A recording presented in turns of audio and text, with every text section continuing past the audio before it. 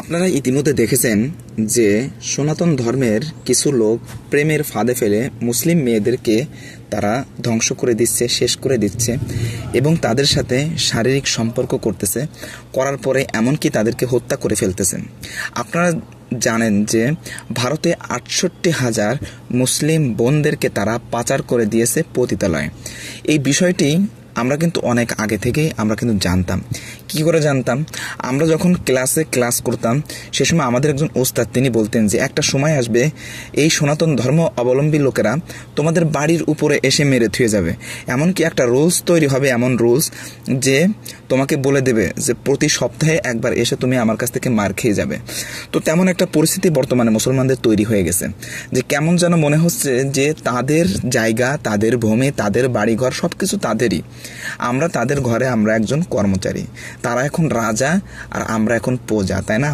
এমন একটা পরিবেশ তৈরি হয়ে গেছে।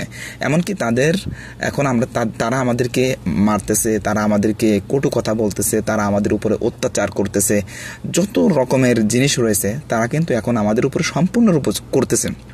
যেই দেশে ৯০% মুসলমান, সেই দেশে কিভাবে তারা আজ এইটা করতে সাহস পাচ্ছে? এখানে একটা বিষয় আমি আপনাদের সামনে পূর্বে একটা ভিডিওতে তুলে ধরেছিলাম যে বর্তমানে রাম ছাগল তৈরি করার একটা মিশনের নামছে কারা? এই সনাতন ধর্ম অবলম্বীরা, তাই তো? কেন তারা রাম ছাগল তৈরি করতেছে জানেন? কারণ তারা মুসলিম মেয়েদেরকে যেই বীজ দিচ্ছে এটা আসলে রাম ছাগলের বীজ। মানে মুসলমান যখন একটা মুসলমানের সাথে শাদী হয়, বিবাহ হয়, তখন এটা বৈধভাবে একটা সুন্দর পর্যায়ে এবং সুন্দর থেকে সুন্দর ধর্মীয় সিস্টেমে এটা হয়ে থাকে, যেটাকে হালাল পন্থায় হালাল বাচ্চা আসে। তো এই সনাতন ধর্মীর প্রথম পন্থাই হচ্ছে তারা হলো বেধর্মী। তো তারা তো এমনিতেই তারা যে কর্মকাণ্ডগুলো করতেছে সেগুলো কিন্তু এমনিতেই হারাম। তো সেইখানে তারা তাদের যে বীজটা দিচ্ছে যাতে করে পরবর্তী যে প্রজন্ম এই ধরাতে আসবে তারা যেন এই কোয়ালিটি হয়। যেমন আমরা জানি যে ছাগল দেশীয় জাত যেটা আছে সেটা তো একটা প্রকার, কিন্তু যখন আমরা রাম ছাগলের বীজ দিয়ে যখন একটা বাচ্চা নেওয়া হয় তখন রাম ছাগলের জাতগুলো কিন্তু আলাদা হয়। তো তেমনইভাবে এই যে বেজাত যারা, এই বেজাতের থেকে যখন মুসলিম মেয়েরা বীজ নিচ্ছে, নেওয়ার পরে এই জাতের কারণে তাদের সন্তানগুলোও কিন্তু অনেক অবৈধ এবং এটা সমাজের মাঝে একটা খারাপ পরিস্থিতি তৈরি করতে পারে। এটা তারা জানে যে যদি আমরা তাদেরকে এটা দিই তাহলে তাদের এই পরিবেশটা ঘোলাটে হয়ে যাবে। তো এমন হিন্দুত্ববাদী, এক কথায় হিন্দুত্ববাদী যাতে মুসলমানের ঘরে তৈরি হয়, হিন্দুদের যে সমস্ত কার্যক্রম আছে, সনাতন ধর্মের যে সমস্ত কার্যক্রম আছে, এই সমস্ত কার্যক্রমগুলো যাতে মুসলিমদের ঘরে তৈরি হয়ে যায়, এজন্য তাদের এই মিশন নিয়ে তারা কিন্তু নামছে এবং প্রকাশ্য তারা আমাদের সাথে শত্রুতা শুরু করছে। এখন প্রকাশ্যে আপনি জানেন যে ঈদের 2-3 দিন আগ থেকেও আপনি একটা চাকু নিয়ে এখান থেকে ওইখানে যেতে গেলেও আপনাকে অনেক সেফটি নিয়ে তারপরে তাই যেতে হয়। আপনাকে পুলিশ ধরলে আপনাকে অনেক কথার জবাব দেওয়া লাগে। কিন্তু তারা তাদের একটি উৎসবকে কেন্দ্র করে ইতিপূর্বে কখনো এমন দেখা যায়নি। উৎসবকে কেন্দ্র করে তারা এই যে একটা তরবারি মিছিল যে তারা বের করলো, এইটা কিন্তু বাংলাদেশের মুসলমানদের জন্য ভালো কিছু বয়ে আনতে পারে না। কারণ ভালো কিছুর ইশারা এটা থেকে দেয় না।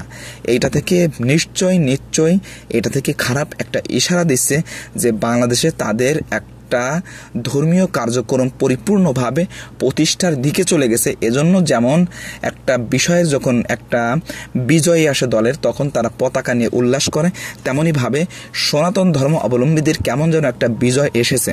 এই কারণে তারা তাদের তরবারি নিয়ে তারা মিছিল করতেছে এবং এই ইশারা দিচ্ছে যে আমরা বাংলাদেশের ভিতরে বর্তমানে প্রতিষ্ঠিত, আমাদেরকে কেউ কিছু করতে পারবে না। এরও কিছু কারণ আছে। কারণ আপনারা জানেন যে বাংলাদেশে প্রায় পুলিশ যারা আছে তার ভিতর থেকে আমার জানা মতে অনেক, কিন্তু পার্সেন্টেজ আমি বলতেছি না, অনেক যেটা রয়েছে সনাতন ধর্ম অবলম্বী এবং ভারতীয় নাগরিক। এটা খুবই দুঃখজনক। এজন্য তারা বুঝতে পারছে যে এখন আমরা যদি কোনো কিছু করি, আমাদেরকে যদি অপরাধের কারণে যদি জেলেও ঢোকায়, তো সেখানেও আমাদের বাপদাদা, আমাদের মামা খালু ওইখানেও আমাদের প্রস্তুত আছে আমাদেরকে বের করার জন্য। এজন্য তারা কিন্তু এইগুলা কিছুতেই তারা ভয় পাচ্ছে না। বরঞ্চ তারা আরও বেশি উগ্রবাদী হয়ে যাচ্ছে। কেন আজ মুসলমানদের কোনো ধর্মীয় প্রতিষ্ঠানে বা ধর্মীয় কার্যক্রম করতে গেলে অনুমতি লাগতেছে, যেখানে এটা মুসলিম কান্ট্রি, এখানে অনুমতি জাস্ট কানে ফেলালেই তো হয়ে যায়, কিন্তু এখানে কিন্তু অনুমতি বর্তমানে দেওয়া হচ্ছে না, অনেক জায়গাতে দেখা যাচ্ছে। কিন্তু তারা যখন এই সমস্ত কার্যক্রমগুলো করতে যাচ্ছে, তো সাথে সাথে তাদেরকে অনুমতি দেওয়া হচ্ছে, তাদেরকে সিকিউরিটি দেওয়া হচ্ছে। বরঞ্চ যদি তাদের সাথে যদি কোনো দ্বিধাদ্বন্দ্ব হয় মুসলমানদের, তো মুসলমানদেরকে গুলি করে হত্যা করা হচ্ছে, তাদেরকে নয়। এর পিছনে অনেক কারণ আছে, কিন্তু আমরা এখনো পর্যন্ত এই নিয়ে বসে আছি। আমাদেরকে এখনই সতর্ক হতে হবে, না হলে পরবর্তী প্রজন্ম আমাদের জন্য খুবই ভয়াবহ একটা সময় আমাদের জন্য আসতেছে।